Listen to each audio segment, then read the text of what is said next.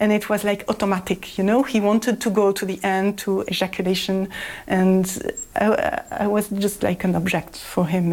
And I had the feeling he did this a lot of time. Lucy, not her real name, says she was abused by a priest.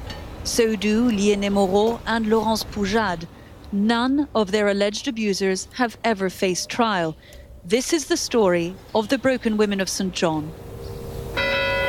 The Order of the Contemplative Sisters of St. John was founded here at Saint-Gaudard by Father Marie-Dominique Philippe, who preached for the physical expression of affection. It was long after his death that the order recognized that he'd been guilty of sexual abuse. But for years, there were rumors about other priests and other victims within the order. Lucy was 18 years old and preparing to become an oblate, a layperson consecrated within the church, when she says the abuse began.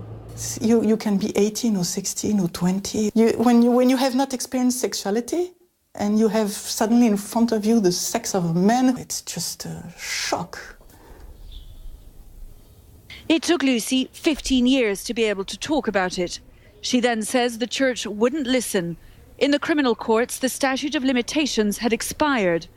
The Vatican now says it is investigating allegations made by several women against Lucy's alleged abuser. He was removed from the community 10 years ago, but even now, it is the strength of her faith that makes it so hard to take in. He's a priest, he's a father, he's near God, he's like God, the Christ is living in him. He cannot do something like this. I think the worst was to talk. It broke me. It broke my body, in fact. I prefer to have been shot by a gun, or if I have just a leg handicap, it's okay, I can live my life. But here it's a murder inside of your heart and of your soul, because it's about faith also. So it's like something is dead in me. Lienée was a novice when she was abused. The Order of St. John says that her alleged abuser, Father Marie-Olivier, is now being investigated by the Vatican. He declined our request for comment. Lienée only began to put a word on what had happened to her 2 years ago, and by then it was too late to take to the criminal courts. The psychological abuse was worse than the sexual abuse. It's my inner life. He took my dignity, my femininity, all that I was. Lienée says the abuse went on for 15 years. In the letters she shows us, Father Marie-Olivier suggests discretion, adding that his crazy love for her comes from Jesus. CNN reached out to the Vatican.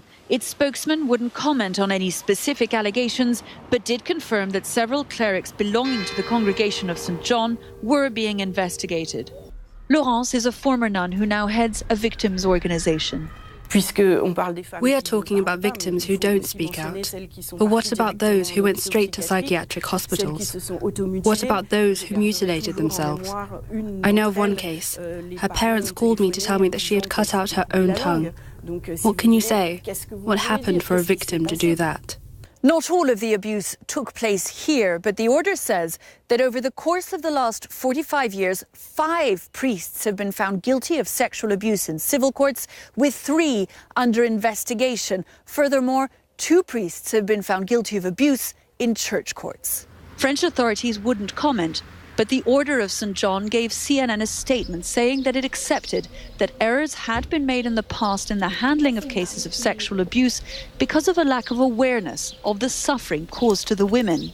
We did just try and ring the bell here at the Order of St. John, but no one would speak to us on camera. What matters, though, now is that the Order has recognised that there are victims other than those of the founder. Now, that acknowledgement came just after Pope Francis had lifted the lid on what he called sexual slavery within the Order of St. John. So what did the Pope's words mean for the victims? Well, it was like a bomb. It's a new beginning. The pontiff's recognition may come late, but it does put words on a trauma that for so many had until now been unspeakable.